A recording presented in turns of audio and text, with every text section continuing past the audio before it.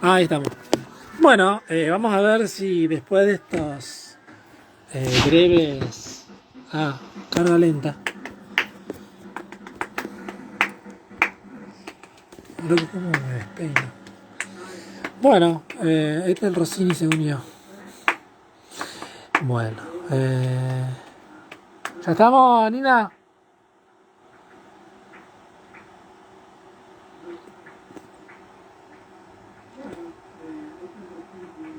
Bueno, ahí estamos. Estaba esperando que volviera Nina, pero bueno, como les adelanté en las historias de ayer, Sí, estamos. cerrá la puerta porque si no resuena el eco. Como les adelanté. Estamos con tus pelos despeinados, Bonchi. Sí, bueno, mientras tenga pelo, en regalo de Jehová. Dale, prosigue.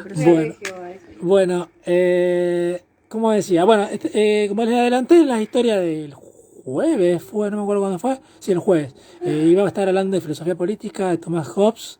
Thomas Hobbes fue un pensador, un filósofo del siglo XVII que desarrolló lo que se conoce como contractualismo. La filosofía de Hobbes es muy profunda, como toda buena filosofía, digamos que tiene demasiadas aristas. Pero bueno, uno podría rastrear una antropología, una psicología y propiamente una filosofía. ¿A qué llamamos antropología? Llamamos antropología a una determinada concepción del antropos, digamos, del hombre, o mejor dicho, en estos días, del humano. O sea, porque incluimos mujeres y bueno, etcétera. ¿Cómo es? Justamente la contraposición que se suele hacer es con otro filósofo político que es Jean-Jacques Rousseau, que es justamente la posición contraria, que es la idea de que el hombre es bueno por naturaleza, mientras que para Hobbes el hombre sería malo por naturaleza y siempre está... ¿Cuándo dijo Rousseau que era bueno por naturaleza? ¿El buen salvaje? O sea, tenía la idea. como no sé. Alguna... No, porque no sé si hay una frase, pero bueno, Rousseau tiene dos escritos, varios escritos. Breves escritos, uno que es bastante largo, pero bueno, que se llama Origen de las lenguas, ensayos sobre el origen de las lenguas. Ahí dice uno, como que plantea que, bueno, no importa, no me voy a detener en eso, pero hay otro que se llama Discurso sobre la desigualdad de los hombres, y hay otro que no me estoy recordando, pero son tres. Y en esos discursos justamente se plantea justamente la bondad intrínseca del ser humano, y como dice bien Ethel, justamente la teoría del buen salvaje es la idea de que los aborígenes de América, sin cultura, actuaban de manera bondadosa, de una forma instintiva, digamos, y que justamente en esos discursos de los que estoy hablando se plantea que la civilización viene a corromper la naturaleza humana, que en sí misma intrínsecamente es buena, pero por las costumbres y por el lenguaje y por el conocimiento, el hombre se corrompe. Digo hombre, yo si estuviera hablando de un discurso actual diría humano, no diría hombre, porque humano incluye a la mujer. Pero creo que en este sentido es mejor decir hombre, porque hombre es el término que usan ellos, ya sea man en inglés o l'homme, o sea homme en francés, y bueno, entonces por ahí es un anacronismo decir humano porque ellos hablan de hombre.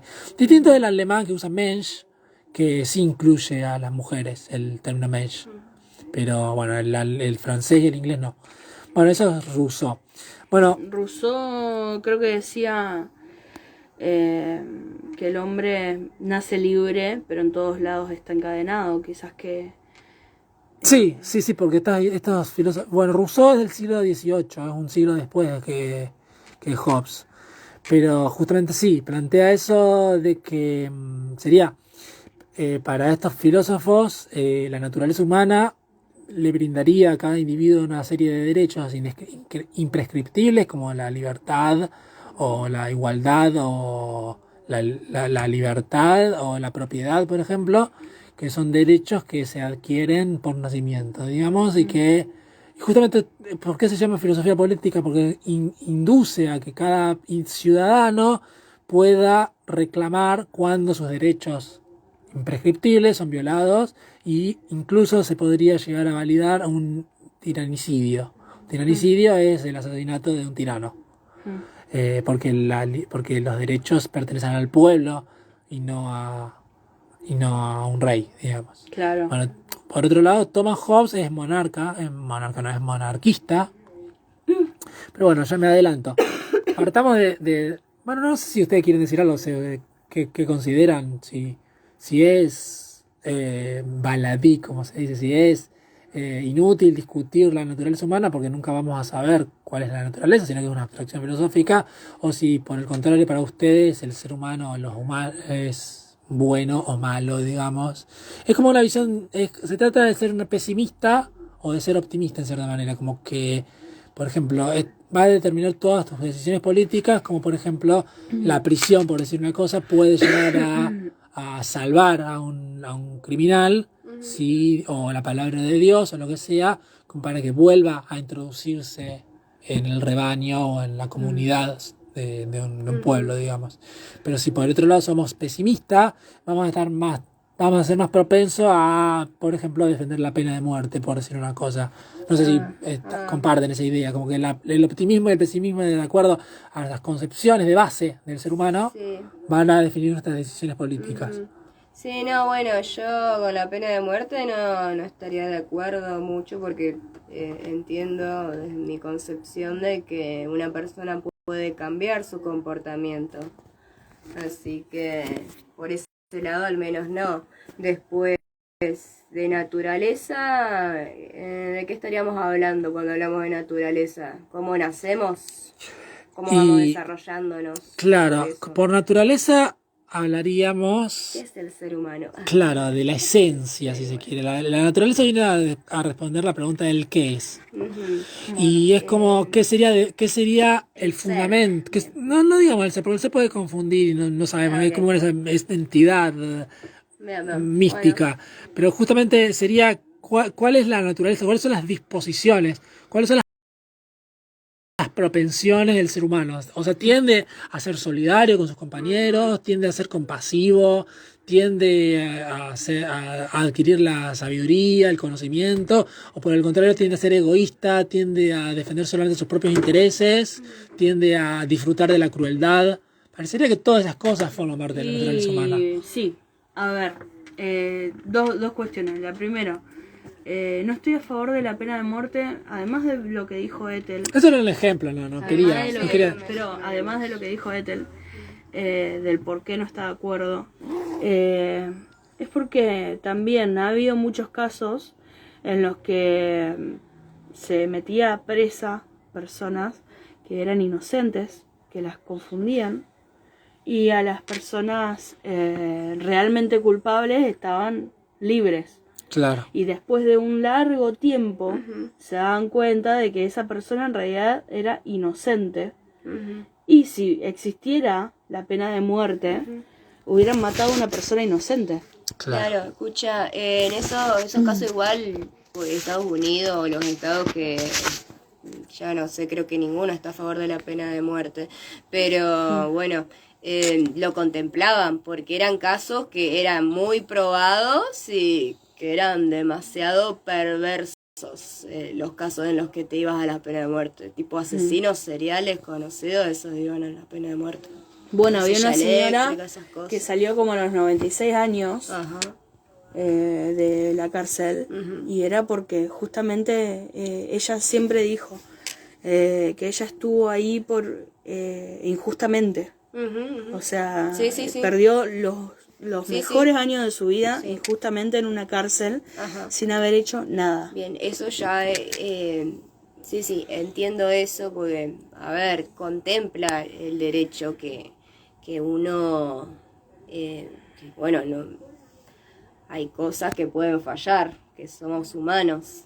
Y bueno, esas cosas de que con el tiempo se revean causas, vuelvan a abrirse, se cierren o qué sé yo, ya es parte también del proceso legal. Yo no tengo mucha idea, más de eso no puedo aportar, digamos, pero sí, hay muchas cosas que lo contemplan, digamos. Y sobre los humanos, bueno, yo también creo que es bastante ambiguo eso, porque hay humanos que no tienen maldad, así como decir, ay, voy a ir a hacerle daño a tal persona o a tal otro porque tengo ganas de hacerle daño a alguien.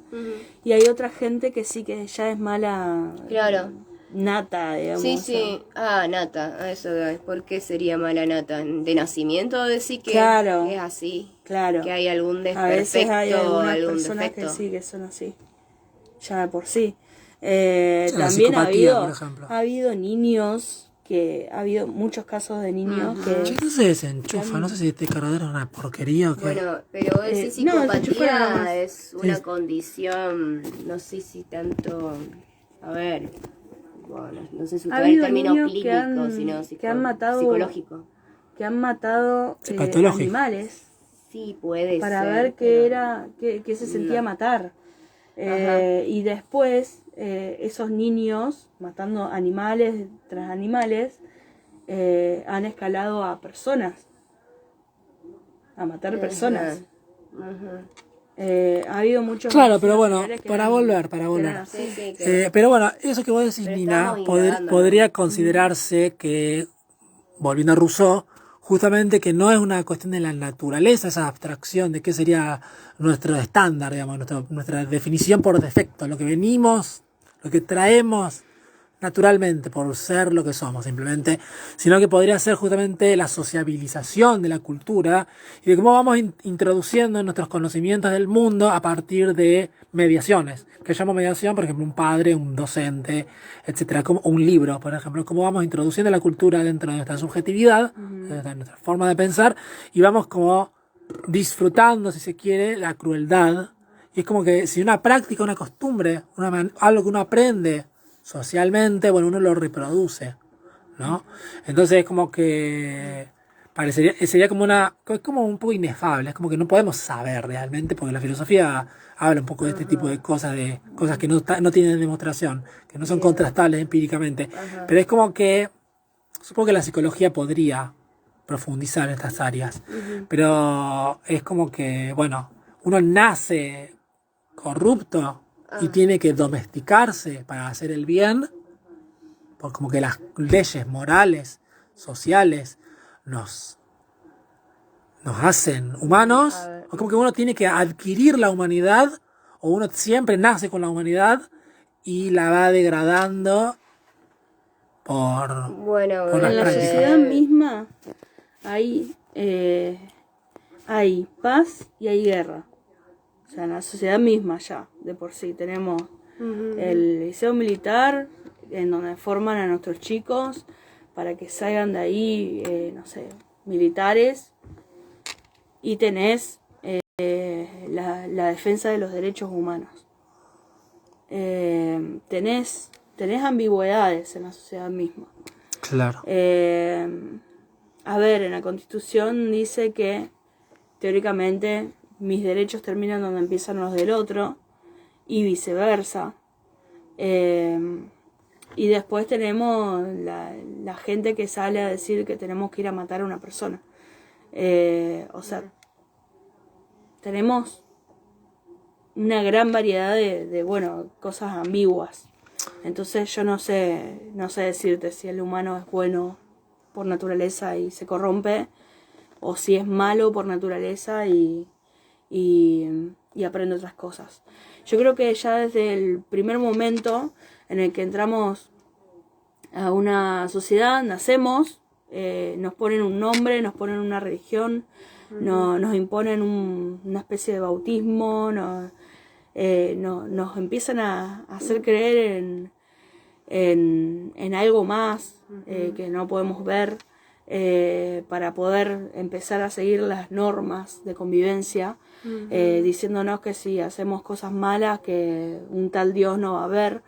Ya de por sí, a partir de esos primeros momentos, ya no empezamos a ser nosotros, estamos siendo domesticados. Y después, bueno, cuando entramos a una institución, a una escuela, también pasa exactamente lo mismo.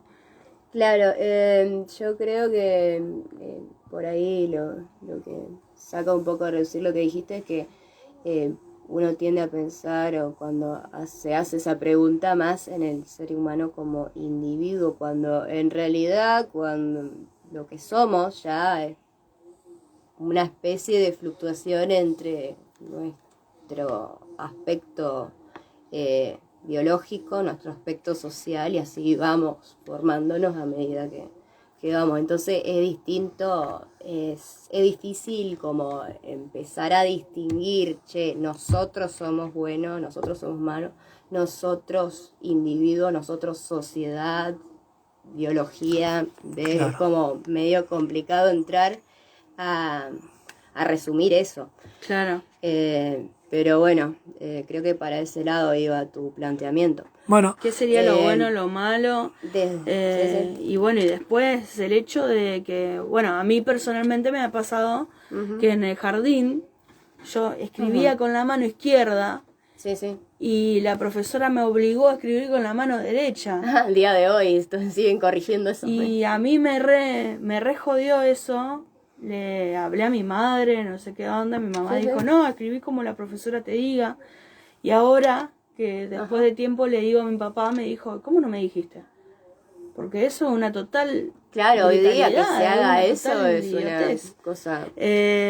también salió ahora mismo, hace poco, por eso es que me acordé de esto, lo que me había pasado cuando yo era más chica, que ahora yo estoy intentando escribir con la izquierda porque me quedó eso inconcluso. Ajá. Bueno.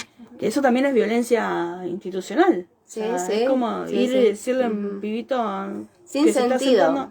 Se está sentando como a esa persona le gusta y agarran y le dicen, no, sentate de otra forma. Es una violencia eso. La cuestión es que ahora salió una noticia en la que una directora le dijo a una chica que ella tenía que, a una nenita, le dijo que ella tenía que comer lo que todo el mundo comía. La nena es vegetariana. ¿Cómo la van a querer hacer comer carne?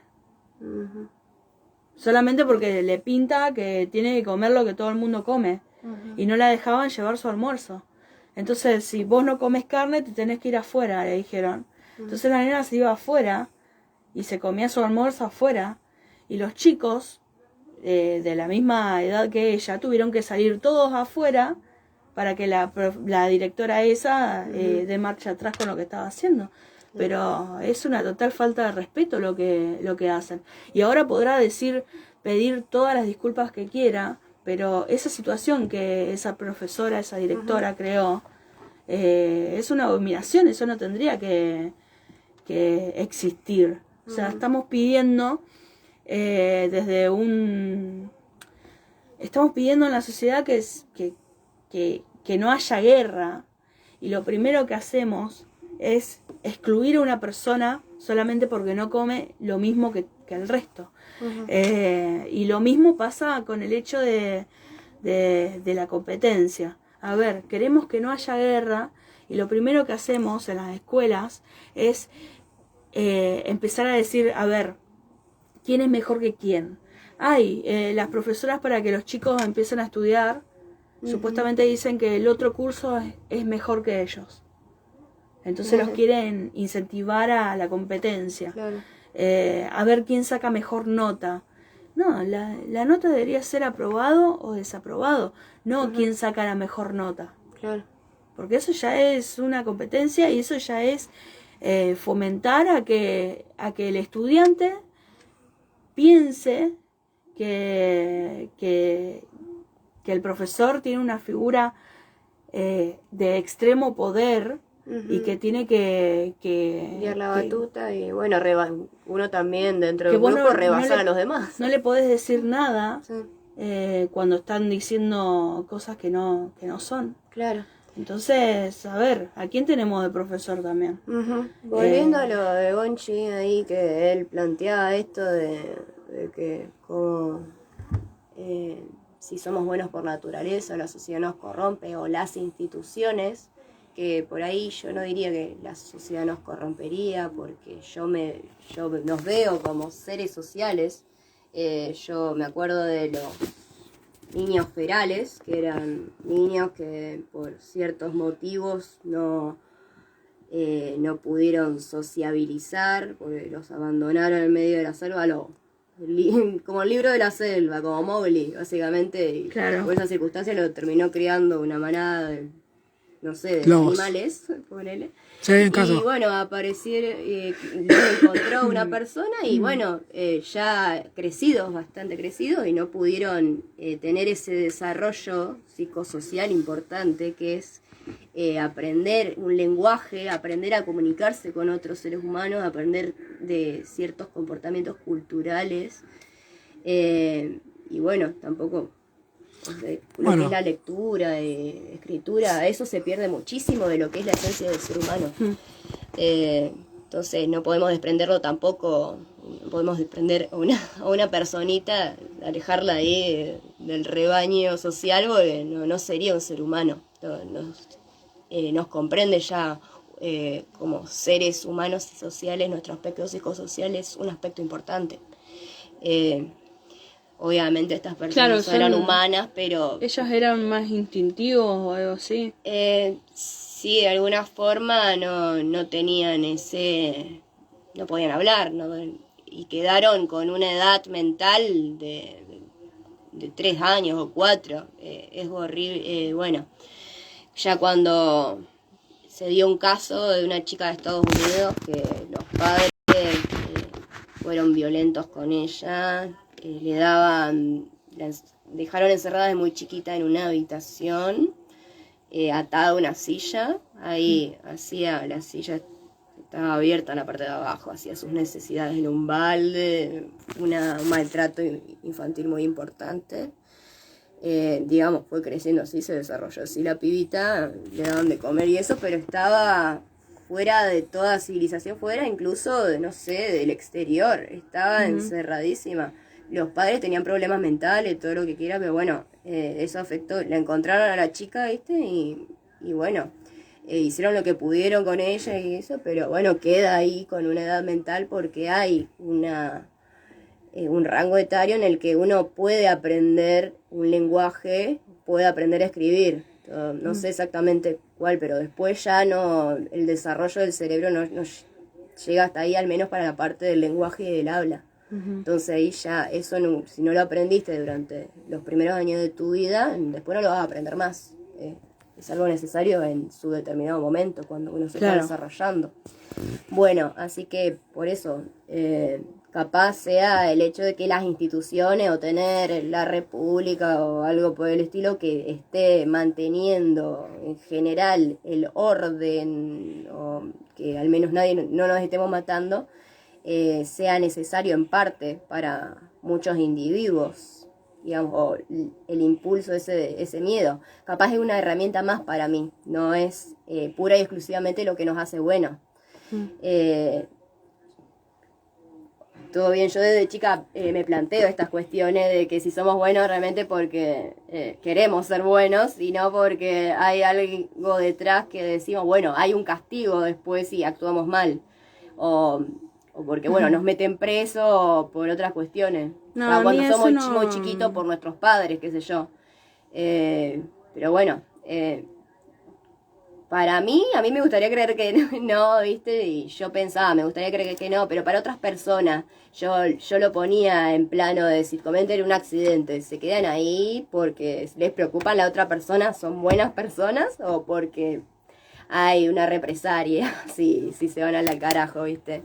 Y no se hacen cargo, ¿viste? Si estuviéramos en una situación en la vez pasada me quedé todo vale. Me quedé donde estaba una chica que recién la habían robado, porque me dio pena ella, o sea, me dio cosa que se queda ahí, o sea, estaba llorando, estaba desconsolada la chica. Sí. Llamé al 911, dije todo lo que vi, porque yo venía caminando justo y a ella la robaron a unas 2 cuadras. Y nada, después cuando vi que había más gente, que vino la madre, se quedó ahí con la madre, ya después de ahí me fui. Pero en un primer momento yo digo, o sea, me pude haber ido si quería, pero... Sí. Pero no es como te educaron tampoco ni nada. Es como, claro, lo quería alguien también con empatía. Claro. Bueno, yo quería decir un par de cosas sobre estas últimas cosas que estuvieron diciendo. Bueno, empiezo con Ethel. Bueno, estamos hablando de filósofos del siglo XVII, volvemos, íbamos a hablar de Hobbes, recuerden. Sí.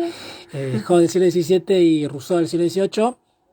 Bueno, estos descubrimientos, estos niños criados por manadas de animales, Sí, ajá. Recién empiezan evidentemente existieron siempre, pero empiezan a conocerse en el siglo XIX y la psicología nace en el siglo XIX, digamos, Sí. el estudio sistemático como Sí, ciencia, es más, claro. ciencia positiva, y estas ideas de cómo se introduce el lenguaje, y esta de la idea de estructuras progresivas del niño hasta desarrollarse el ser humano, recién aparece en el siglo XX con Piaget y con Lev Vygotsky. Entonces es como que la ciencia va como dando lugar a que se considere lo humano de otra manera. Ajá, sí. Pero estamos hablando del siglo XVII, siglo XVIII, y esas son especulaciones que no son científicas, sino que son filosóficas. Cuando aparecieron los niños ferales o estuvo más popular este auge, digamos, o aparecieron casos más emblemáticos, fue también que quedó registro una cuestión de que querían ver las personas que se dieron el trabajo de ser tutores de estas personas, de estos niños ferales. Hará 2 o 3 casos en total que fueron más llamativos, que bueno, quisieron poner más en práctica lo que serían sus perspectivas, que muchas veces era del buen salvaje o de si realmente somos buenos por naturaleza, esas cosas. Por eso también se fundamentaba esto de enseñarles a hablar, de que aprendan cosas, la civilización y eso, además de otras cuestiones que intentaban también develar sobre cómo aprendemos el lenguaje. Había un interés también de saber realmente si estos niños podrían llegar a comportarse como nosotros, como cualquier ser humano que aprende a hablar, y más a la edad que ellos tenían. Sobre eso hay variaciones dentro de la filosofía, de las cosmovisiones, Sí.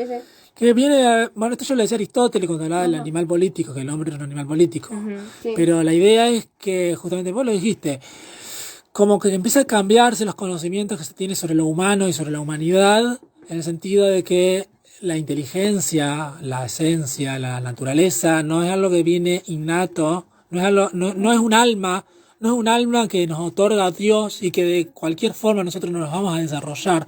Esa inteligencia, sino que se construye a partir de las relaciones sociales y del lenguaje y de cómo nos vamos a socializando, digamos. Bien, sí, en ese sentido va cambiando las cosmovisiones. Pero bueno, yo quería hablar de otras cosas. Ya.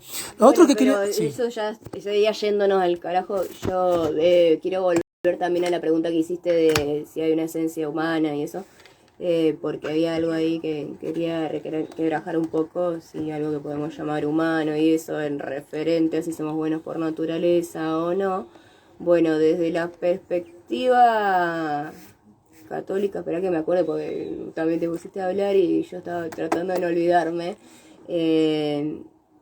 tienen como que...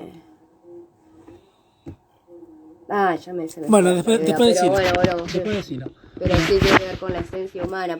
Claro, la esencia humana es desde el catolicismo, así de la religiosidad cristiana, que el ser humano está dado al encuentro con Dios, está dado a conocerlo. Al menos vos saltaste diciendo si hay una esencia humana que busca la sabiduría, bueno, según el cristianismo sí, está dado al encuentro con Dios, al encuentro con el todo, con el ser superior. Sí, en todo caso, aparte de Dios, buscando constantemente el alma. Dios crearía encuentros para sus criaturas, digamos. Encontraría sí, formas. pero no ahí eso ya irte es como irnos de tema dentro de lo mismo, porque es ya la intervención divina es la parte desde el catolicismo que lo toman trinitariamente, el Espíritu Santo, no voy a irme por ahí, pero voy a hablar de la esencia del ser humano, de antropología desde el cristianismo, que es eso, que es dado para ir con Dios, y de si es bueno o malo, eso está más dado de si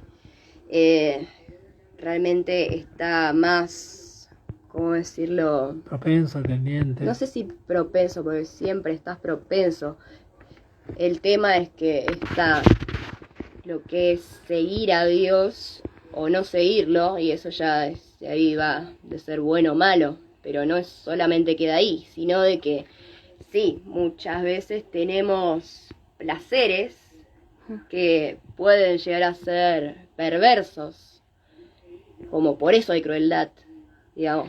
Muchas veces sí, hay gente que encuentra placer en hacer daño, pero es un placer inmediato. Puede dominar su comportamiento, pero entiende que está mal lo que está haciendo. Bueno, al menos desde la perspectiva. Vamos con cristiana. Hobbes, vamos con Hobbes. Bueno, antes de ir a Hobbes, pero quiero decir una cosa que no es de Hobbes, pero parece interesante que decirlo, que es que hay como una distinción muy sutil entre decir, bueno, yo soy bueno o yo soy malo, y yo hago cosas buenas Sí. o yo hago cosas malas. Y es como que dependiendo de mi propia idealización de mí mismo, yo puedo decir, bueno, yo no soy malo, pero hice cosas malas. ¿Entendés cuál es la diferencia entre que no compete a mi Es como naturaleza? una Claro. preponderancia. Hice más cosas buenas en la vida, entonces Claro. creo que soy más. Bueno, pero tiene que ver con qué es mi esencia, qué soy yo, cuál es mi identidad y cómo pienso en esa identidad. Pero bueno, Como no importa. normalmente me conformo. ¿Cómo me considero yo a mí mismo, a mi propio imaginario? ¿Me considero una persona buena o mala? ¿Cómo me consideran los demás? Y que las cosas que yo hago, bueno, son accidentales. No tiene que ver con mi esencia, con mi naturaleza, sino con cuestiones más Del contexto y del momento. Bueno, eso por un lado, pero solamente quería decir. Hoy Nina habló de algo interesante que era de la guerra, de por qué hacemos la guerra, Ajá. de por qué los niños en las escuelas hacen la guerra, por qué odian, porque según Nina, eso entendí yo, los docentes nos enseñan a odiar. En ese sentido, Nina sería bastante rusoniana. En el sentido de que, Los docentes nos enseñan a Y odiar, dijiste- no. Instituciones. Yo no dije que Para- los docentes en general. no dije que los docentes en No, general, enseñan- dice que muchas veces los docentes que son O ineptos, sea, los docentes nos enseñan lo que es las calificaciones Ajá. y lo que es, no es un aprobado o desaprobado. Claro, eso ¿Entendés? ya por ahí Eso ya implica queda. una competencia. ajá. Te hago una salvedad. Porque por ahí decimos los docentes como si fueran Yo digo las todos personas que los nos docentes. enseñan, pero es el sistema educativo, digamos. Claro, Es sí, como- sí, Estamos sí, hablando de una institución y yo sí, me- está bastante acorde a lo que dice Bonchi. De que, Y también dije que a mí, una docente me obligó a escribir con la Sí, otra yo no mano. digo que no hay que pagarle a los docentes y no, si ese es tu temor y que hay que No, recortar no, salario. Pero sí, No, pero también tuve un es montón de entendible otros eso, profesores que sí, que eran buena gente, o sea, que me caían bien. Yo quería detenerme sobre la cuestión de la guerra. Eso que llamaste de la guerra y que si nos enseña en la sociedad, en los padres, Ya en los de amigos. por sí la sociedad Es nos verdad. enseña a competir, y si ya estamos enseñados desde chiquitos de que tenemos que competir con un otro y que tenemos que esperar la aprobación de Ajá. otros Bien. también, Claro, entonces yo lo que- desde yo- chiquitos yo- estamos siendo como Estados Unidos. Yo lo que apunto es que vos serías rusoniana en ese sentido, porque dirías que los contextos, el estado actual de la sociedad, cómo nos comportamos en estos momentos, haría que nosotros compitiéramos por el capitalismo o lo que fuera. Entonces, en el sentido, yo también habría una creo- naturaleza Pero bondadosa, ¿me entendés? yo también creo que el ser humano ya era así, y por eso es que ahora a los niños les estamos enseñando eso. Bien, bueno, vamos, Porque de vamos. algún lado tuvimos vamos a- que sacar Quiero eso. hablar, ponele de cómo se, o sea, empezó a observar en sociedades chicas, tribales, cómo tenían un comportamiento más solidario y qué sé yo. Bueno, yo lo veo también como quizás no una institución muy fundada, pero sí como hay un miedo también de caer mal al otro en sociedades muy chicas, porque dependo del otro, digamos. Entonces como que me veo encausado a actuar de esa Es manera. que el anonimato Claro, nos hace más insensibles. no voy a estar matando así a la vista de todo el mundo, o no voy a asesinar a toda mi tribu, porque sé que de alguna manera no. El impostor Claro, empezaba asesinando sí, a lo uno. poníamos a ser impostores, después- claro, no veo lógica esa que surja dentro de ese contexto un asesino serial, por ejemplo, sería muy caótico, Bueno, la Hobbes, verdad. esto que dijeron ustedes dos es muy interesante porque habla de opiniones Ujú, de, sí, sí. bueno, de la gente de nuestros días. Sí, sí. Pero bueno, Hobbes en el siglo XVII tiene una teoría de por qué hacemos estas cosas. Y vos hoy te hablaste de por qué no nos matamos entre nosotros, digamos, por qué las leyes vienen de una manera como a regular nuestras conductas. Bueno, Hobbes habla precisamente eso. Y vayamos a eso porque ya nos detuvimos demasiado. Y vamos a plantearlo fundamenta un poco lo que terminó. Bueno, es alguien que es un intelectual en el que se basa el liberalismo, si vamos al caso. Sí, tal cual, el republicanismo, Yo etc. quiero decir una pequeña cosita. La república. Antes de que vos digas eso, lo que querés decir de Hobbes, yo, si me pongo a pensar, yo no mato a otros, pero no porque haya leyes que vayan en contra, porque si yo quisiera, puedo idear un montón de cosas como para que no me descubran. Sí, sí, el tema es está bien. que yo no mato porque justamente no podría matar a otro, simplemente porque me parecería una cosa demasiado injusta. Está bárbaro, pero Que vos yo vaya a confiarías en que otra infringirle- persona, en que todas las demás personas, ni siquiera otra persona, sino todas las demás piensan como vos. No, Es no bueno, lo sé, ahí eso ya no lo sé. Bueno. Porque eso es algo propio mío y también sé que es algo propio de una compañera con la que estuvimos discutiendo de esto. Planteándolo. Está bien, Porque una bárbaro. profesora, había dicho que las leyes existen justamente para que nosotros no la matemos, porque iba a haber como Bueno, sí, sí, iba a Claro. haber algo en contra nuestra si nosotros llegábamos a matarla. claro. Entonces, que nosotros no lo hacemos por eso. Pero Estás con en- mi compañera llegamos a Ese tipo de a conversación. una conversación en la que dijimos, no, nosotras no mataríamos ni aunque no haya esa ley. Sí. O sea, porque No justamente deja de también ser una puede llegar a perspectiva ser, eso. puede llegar a ser que en algunos casos sí pasa así, pero en nuestro caso no sería así. Claro, pero imagínate que somos millones de individuos, Claro. quizás es un porcentaje bastante grande para mí, ¿no? Desde mi perspectiva es un porcentaje grande que yo no le tendría confianza para vivir sin instituciones, ¿viste? Claro. No les tendría confianza a ese pequeño grupito de seres humanos. Bueno. Puede ser caótico. Bueno, vayamos a lo que nos dice Hobbes sobre la Ok, ¿qué dice? Dale, vos, sobre la volvamos a naturaleza Hobbes, humana. al Leviatán. Bueno, la cuestión es la siguiente. Hobbes habla del apetito, el apetito que puede ser de comida, pero también de valores, de símbolos, y habla justamente del amor propio. Hobbes dice que lo fundamental dentro de los humanos es el amor propio y los deseos. En ese sentido, Hobbes se enmarca en una posición donde las pasiones, las emociones humanas, están por encima de la razón. Por ejemplo, para Aristóteles, la racionalidad es primera y las pasiones son como secundarias en el orden de jerarquía de los conocimientos, etcétera. Pero para Hobbes es al revés, las pasiones dominan a la razón. En ese sentido, Hobbes plantea que todos los seres humanos tendemos al desarrollo de nuestros apetitos, de nuestros deseos, y fundamentalmente existimos como individuos. Es individualista en ese sentido.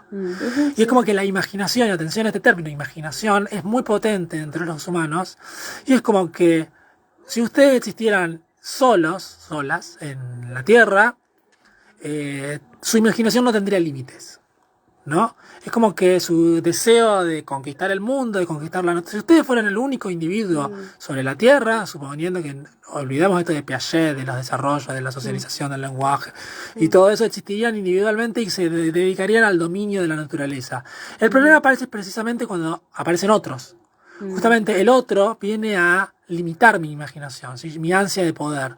Yo quisiera dominar todo, pero aparece un otro que viene a desafiar mi integridad, no integridad física también, pero viene a desafiar mis pretensiones de dominar el mundo.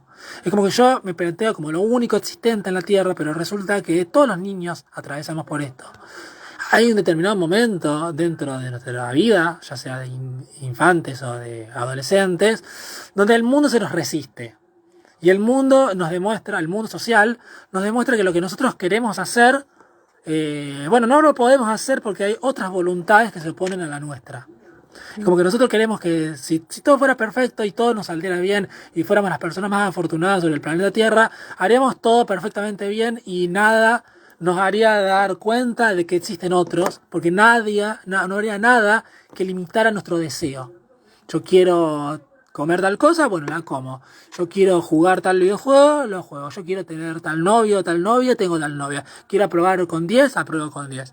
Es como que, bueno, parecería que si todos nuestros deseos se cumplieran, no podríamos reconocer la existencia de otros, porque seríamos todo lo que hay. Es como que nuestra imaginación no tendría límites.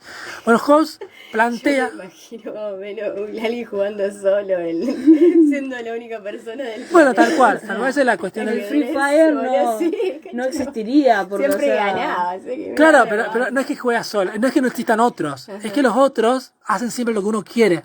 ¿Entendés? Sí, sí. Entonces uno podría llegar a dudar que hay hablando del otros. universo. Uno podría llegar a dudar que hay otros porque nadie se te opone. Porque todo lo que vos querés hacer, lo cumplís. Entonces, ¿cómo podés oponerte? Bueno, Hobbes dice que Los eso... otros son muy sumisos. O los otros son muy sumisos, por supuesto, pero bueno. Sí, pero Hobbes dice que eso... acabo de decir, pero es como, ¿viste cuando te dicen que qué superpoder elegiría? Está bueno para decir, dominar al resto de las personas. Bueno, cuestión. Hobbes dice que no. Dice que Hobbes, eso dice que es imposible y nosotros podemos rastrear empíricamente que es imposible porque todos sufrimos los conflictos y las oposiciones de otra persona y bueno, no podemos hacer lo que nosotros queremos, sino que tenemos que pactar con los demás. Bueno, justamente lo que ocurre es justamente el temor. En los seres humanos aparece el temor y aparece el temor a la agresión. Es como que la existencia de otro viene a limitar mis deseos y viene a oponer lo que yo quiero hacer. Y suponemos que pensamos en una sociedad civilizada donde, bueno, no nos dañamos. Pero Hobbes no está planteando eso. Hobbes está planteando justamente el temor más profundo que tiene el ser humano, que es el temor a la muerte. Es como que siempre, mientras somos seres vivos y mientras vivimos socialmente con otros, es lo que decía Ethel de cierta manera hoy, de que no confiaría en toda la población y creería en las instituciones, bueno, siempre tenemos el miedo de que alguien nos pueda agredir, de que alguien nos pueda lastimar, de que alguien nos pueda matar. Tenemos un horror terrible a que alguien nos mate, pero no solamente la muerte abstracta, como bueno, algún día vamos a morir como viejitos, en paz, sino la muerte... viejito y decís, no, la puta madre, ya me llega. No, pero es la muerte como que la imaginación de la muerte, es anticipar que otra persona pueda matarme. Y es lo que Hobbes llama muerte violenta. Claro. Que alguien me mate, no que yo muera por naturaleza, por una enfermedad, que alguien me mate. Lo que más me duele de eso es que otra voluntad me quita a mí mi centro. Es como que alguien me prive de la vida. Por eso el homicidio es tan terrible. Porque aparece justamente una violencia, justamente una voluntad que avasalla a otra voluntad. Yo odio que alguien pueda lastimarme, que alguien pueda quitarme la vida, y yo me adelanto al hecho de que esa persona me mate. Y es así, que me mate. Hobbes está hablando de un periodo de guerra civil en Inglaterra donde los asesinatos ocurrían terriblemente porque sí, porque alguien se enojaba con vos. Y bueno, y toda una cuestión de la cuestión entre la familia y el Estado. Tribalmente existían lo que se llamaban los derechos de familia, de tribus. Cuando había una venganza, cuando alguien asesinaba a uno de los tuyos, vos tenías el derecho de vengarte de esa familia y de hacer la guerra. Pero cuando aparece el Estado, aparece justamente como un mediador entre las familias, donde la venganza no puede existir, sino que tiene que existir la justicia. Entonces es muy distinto eso, la venganza de matar a otro y la guerra completamente. Bueno, Hobbes, ¿qué plantea? ¿Cómo? Hay otras cuestiones que quiero plantear. Una cosa es decir, lo que más teme el ser humano es la muerte violenta, y otra cosa muy distinta es decir, lo que más quiere el ser humano es conservar la vida. Parecería que es lo mismo porque son operaciones contrarias, pero no es lo mismo. Porque desear la vida es una cuestión racional. Es una cuestión que yo conceptualizo mi vida y quiero mantener en cierta manera como soy. Pero el temor a la muerte es una pasión. El temor a la muerte es una emoción. Es algo que nos domina, que domina nuestra mente, que domina nuestra subjetividad y que de alguna manera nos arrastra en determinados caminos. Es como que nosotros tememos eso. Tememos profundamente morir y entonces a partir de ese temor, bueno, podemos racionalmente decir queremos seguir viviendo. Pero el temor es algo primero y como decía hoy temprano, la emoción es anterior a la razón. La emoción es esclava, la razón es esclava de la emoción. La emoción es todo lo que existe. Y lo que existe es el amor propio, que es el amor que yo tengo para dominar el mundo y dominar a los otros. Y por otro lado, el temor a que otro me haga daño a mí. Entonces, esa es la naturaleza humana. La naturaleza humana para Hobbes es egoísta. Yo solamente me preocupo por mí mismo. Y si yo me preocupo por otro es porque ese otro me produce algún bien en algún sentido y es como que sería como una cuestión manipulativa. Lo que interesa soy yo, en todo caso mi familia, pero no el prójimo, como que diría Cristo. El prójimo no importa, lo que importa en todo caso, como diría Nietzsche, es el amigo, no el prójimo. Es el que me ayuda, el que está conmigo, el que forma parte de mi clan.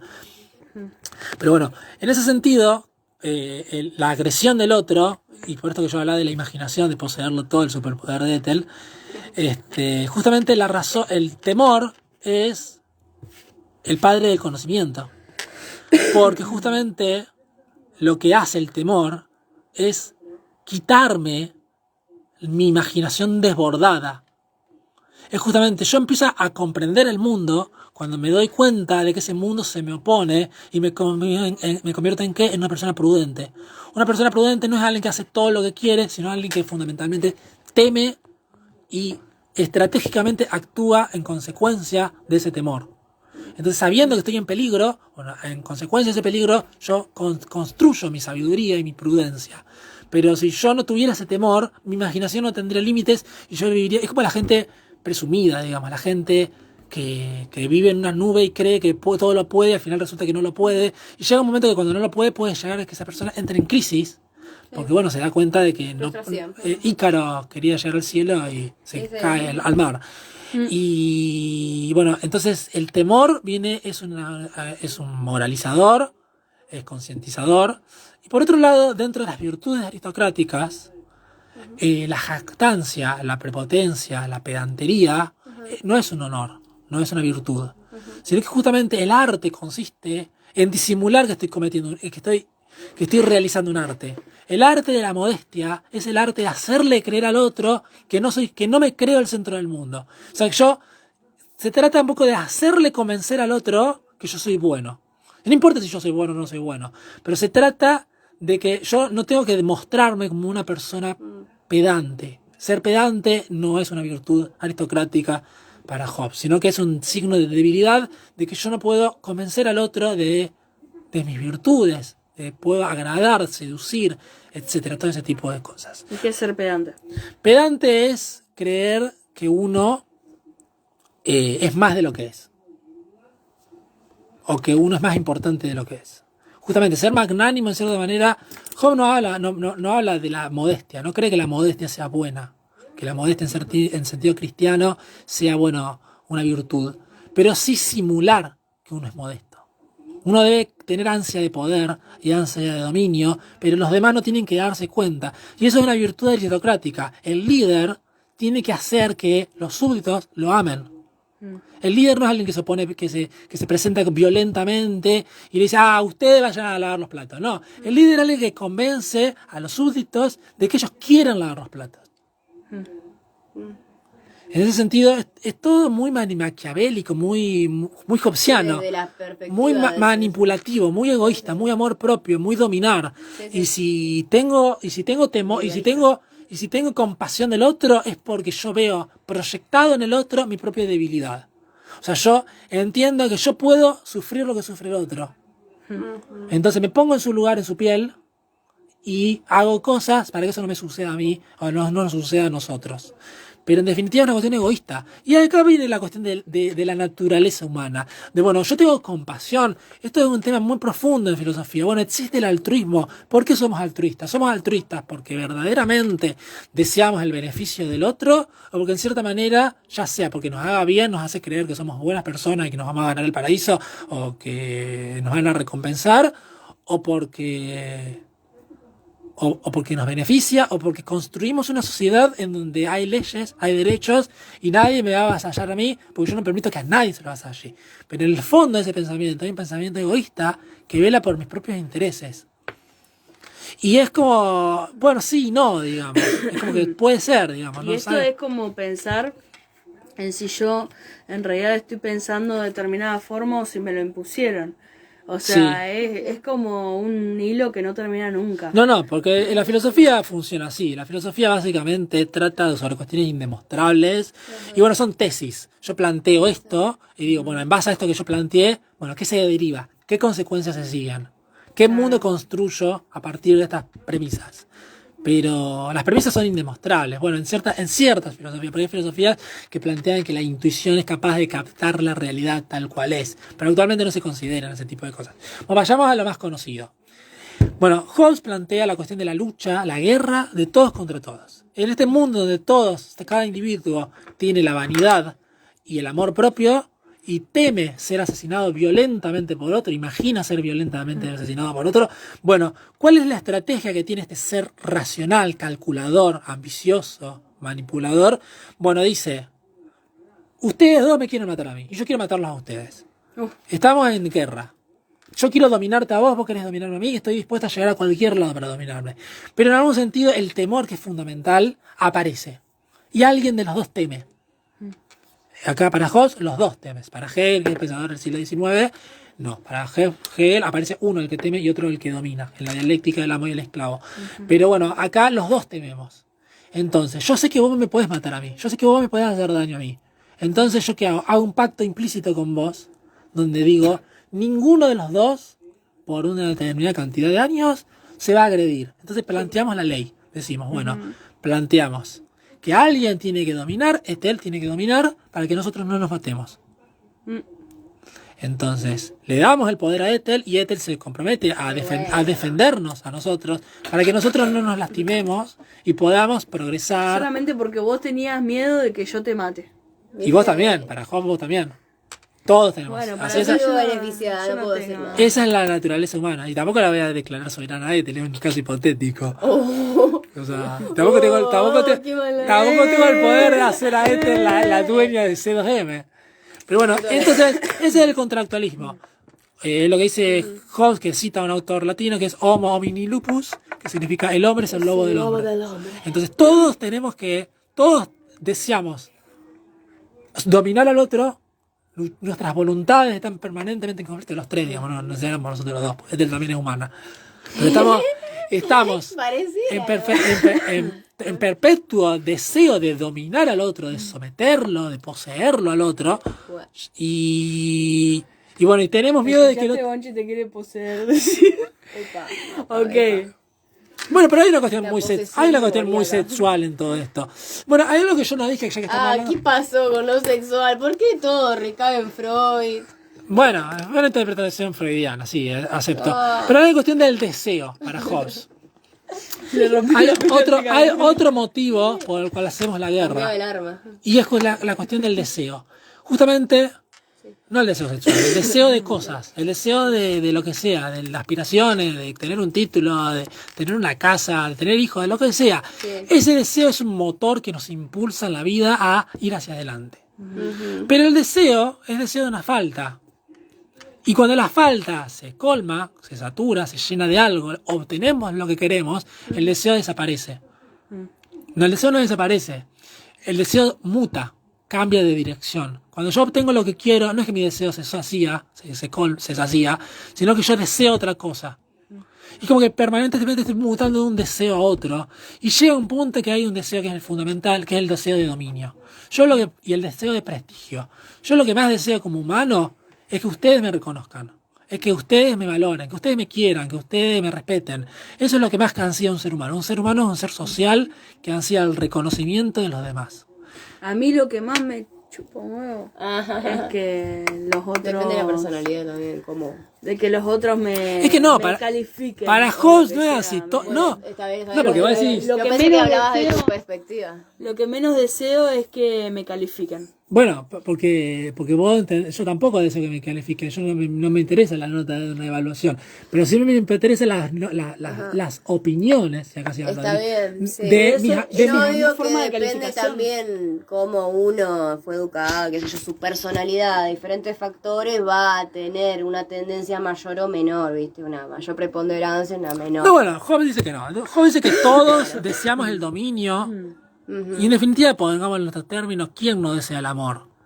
En definitiva, sí, bueno, se trata del amor. En mayor o menor medida, no estoy diciendo que no lo deseo, no es una dicotomía de que sí, no, sino de que en mayor o menor medida yo estaría... Bueno, hay personas que están dispuestas a ir más lejos por su orgullo. Bueno, a eso va bien, es como una mayor preponderancia, un mayor... Entonces, hay personas una mayor que voluntad para se hacer eso, afanan más en dominar a los demás.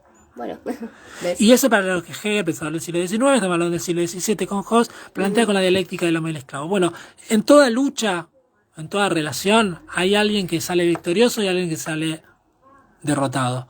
Y el que sale victorioso es el más agresivo y el que tiene menos miedo. Bueno, eso ya, sí, obvio, nunca fue muy cristiano, pero es como que dentro del cristianismo hay como una igualdad, digamos, como que incluso... Pero bueno, dentro hay más, hay es más sutil. una relación, es como que tiene que ser par, digamos. Es más sutil, por el amor. es más sutil Hegel, porque no es solamente alguien que domina y alguien que es dominado, porque bueno, es todo un tema. Sí, todo pero el tema, que, a ver, podemos hablar de todos los filósofos. No, pero con Hobbes está vamos muy, al Hobbes está muy íntimamente unido con esto. Bueno, cuando yo domino a otra persona en la relación par, digamos, de uno contra otro, bueno, ¿qué ocurre? Cuando yo domino, hago que mi sometido trabaje para mí y haga lo que yo quiero. Y medie entre las cosas y yo. Pero ¿qué pasa? Ocurre que cuando yo someto al otro, el reconocimiento, que es lo que yo más deseo, ya desaparece. Porque el otro se convierte en un esclavo. El otro ya no es alguien que puede reconocerme, sino alguien que es inferior a mí. Entonces yo ya, eso que decía Hobbes, de que el deseo muta, de que el deseo muda, bueno, el otro ya no me puede reconocer. Y esto Sartre lo trata con las cuestiones amorosas. Bien, con las cuestiones amorosas. Justamente en una relación de pareja, justamente yo deseo que el otro me desee. Entonces, en busca de mi deseo, estoy dispuesto a someter a mi novia o a mi novio, lo que sea, para que esta persona me someta. Pero cuando yo la someto y, por ejemplo, planteo el matrimonio, planteo un contrato para que esa persona, por el resto de sus días, me ame, porque hay un contrato que firmamos en un determinado momento, bueno, el deseo desaparece. El deseo no, el amor desaparece, porque el otro ya no es un ser libre, ya no es una persona que sea la capacidad de reconocerme libremente y de desearme y de aceptarme, sino que lo hace porque no es libre, sino porque está sometida, y cuando está sometida pierde su carácter de ser individuo capaz de reconocerme. Con Hobbes pasa lo mismo. No sé. Bueno, desde la perspectiva Porque, de a Hobbes, ver, digamos, si- está bien, si yo yo no me estoy de caso- acuerdo para nada, pero sí. Si yo me caso con alguien y después esa persona se convierte en un total cerdo, hijo de remil, que me da asco, que yo no estaría con esa persona porque me estaba demostrando algo para que me case y después me termina demostrando lo cerdo que es. No paso de día. Yo no duro ni siquiera medio día. No, pero yo no estoy diciendo esto, yo estoy diciendo que Porque yo no me sometería a eso, yo no Sí, sí, podría, no, no podría estar con una persona que me demostró primero una cosa y después Sí, él hace habla, otra. claro, en realidad, claro, no es eso. Él dice de que hay un genuino deseo del bienestar del otro en un comienzo, pero después cuando ya se pone un contrato, es como que se fue ese deseo porque se ve como una obligación. claro, Pero- justamente, pero a ver, justamente lo que quiere una, no lo que para no Sartre. no debería estar siendo como una obligación. Bueno, pero ese es el matrimonio, Claro, ahí sí, sí. conceptualmente ese es el matrimonio. El matrimonio es un contrato. O sea, desde mi perspectiva... Contrato es civil, un económico. Contrato civil económico, pero uno lo toma de forma voluntaria y... Es Y como ahora que porque uno- existe el divorcio, pero cuando no existía. Bueno, bueno, está bien, pará. Bueno, pero pará, existía irse a la estamos mierda. hablando de acá actualidad. Existía Sí, pero irse. te convertí en Hay un paria y te diferentes- excomulgan, te echan de la Hay iglesia. diferentes circunstancias de la vida, está bien, podemos analizar el matrimonio de diferentes circunstancias a lo largo de la vida, diferentes culturas y tal, pero escúchame, en estos momentos es como un compromiso que alguien toma de forma voluntaria, por más que, a ver, es lo mejor igual tomarlo de forma voluntaria y que de forma también que uno interpele el amor, no otros beneficios, salvando eso, cuando ocurre esto de ya estar el contrato, normalmente no debería cambiar el sentimiento porque uno ya lo viene trabajando, es más, es como un pasito subsiguiente y es como a dónde va a terminar todo, es como se espera eso. El Cuando alguien está preparado para la vida matrimonial, o quiere casarse o piensa que está bien el matrimonio, es como que estima que eso va a llegar en algún momento y después, bueno son otras planteemos cosas, otra son cosa. pasitos. Planteemos otra cosa y con esto cerremos. A Porque ver, pará, el matrimonio es un contrato que hace que dos personas, ponerle trabajadora o lo que sea, tengan algún que otro beneficio. A ver, si uno de los dos se muere, al otro le quedaría tal o cual Claro, son cosa, papeles. digamos, Bueno, es esta un es una papel. perspectiva como papel. Ahí ya lo dejó, era otros tiempos. Era otros tiempos, era bueno, otra pero historia. yo estoy hablando de Sartre, no de Hobbes. Perdón. Pero tiene Disculpa. que ver con la dialéctica del amo del esclavo, tiene que ver con el ansia de dominio, tiene que ver con el deseo de reconocimiento del otro. Y en el amor, fundamentalmente, lo que yo quiero es el reconocimiento del otro. Yo quiero que el otro me ame por lo que yo soy, quiero que el otro me quiera, quiero que el otro me desee. Yo necesito que el otro que yo sea importante para la otra o para el otro. Eso es lo que yo quiero. Cuando la otra persona me reconoce eso, no porque desea desde su libertad hacerlo, sino porque está obligada a hacerlo, ya sea por un casamiento, o pensamos, esto es lo que yo quería decir, pensámonos en otros términos para no meternos con el cristianismo, para no meternos con la cuestión civil, la pasión. Ajá, ¿qué pasó? Digamos, uno, dice Sartre, no sé cómo pensarán ustedes, uno no desea que el otro o la otra sienta una pasión desbordante que no pueda contenerse y me ame porque me necesita, porque no puede vivir sin mí, porque no podría soportar un día sin mi presencia. Uno no quiere eso, porque eso limitaría su libertad. Yo quiero que la otra persona me decida libremente, no que me quiera porque teme estar sola o porque me necesita. Sí, Porque no puede evitar claro, estar conmigo, ese porque dependiente. es dependiente de mí. Yo necesito que la otra persona me quiera porque me desea, porque es libre, no porque está obligada, porque sabe, por ejemplo, sabe, dos parejas de muchos años sabe que si rompen, una persona la va a pasar muy mal por sus tendencias psicológicas, por sus propensiones, por lo que sea. Entonces, por ese motivo no rompe conmigo. Yo quiero que la persona me decida todos los días, que todos los días cometa un acto genuinamente libre de elegirme. No que tenga miedo romper conmigo. Y bueno, en ese sentido sería como un matrimonio, en cierta manera, que es como una fuerza exterior que viene a mediar entre esa relación, que te obliga de cierta manera. Yo a otra persona la deseo libremente y que me desee libremente. En fin, eso sería Sartre. La cuestión de Hobbes, para redondear, es la cuestión del amor propio, la cuestión de la vanidad, la cuestión de la imaginación, del dominio, la cuestión del temor, que es una pasión, la cuestión de la conservación de la vida, la cuestión del contractualismo, que es la idea de ceder nuestras armas, de someter nuestra ansia de dominio y de control del otro en favor de una estrategia donde todos podamos vivir y podamos eliminar la guerra civil. Okay. Si todos reprimimos nuestra agresividad, ninguno va a morir. Y eso sería la base del contractualismo. Básicamente, esa sería la idea de Hobbes. Bueno, ya se hizo medio tarde, así que yo diría que vayamos cerrando esto. Cerrando entonces. Bueno. Conclusión. No, esa es la conclusión. No besen a sus ¿Es perros. un final feliz o un final triste? Porque les puede llegar a agarrar rabia, como lo que vimos Y el 29 es el día del piano. El 29 es el día del piano. El 31 es el día de la Torre Eiffel. Y también así que si quieren ir a París para el White Day, para festejar también la visibilidad transgénero, se van a la Torre Eiffel y queda recopado. Ok, bueno, saludos cordiales, como diría el profesor. Y bueno, así que nos despedimos. Chao. Chao, adiós. Chao.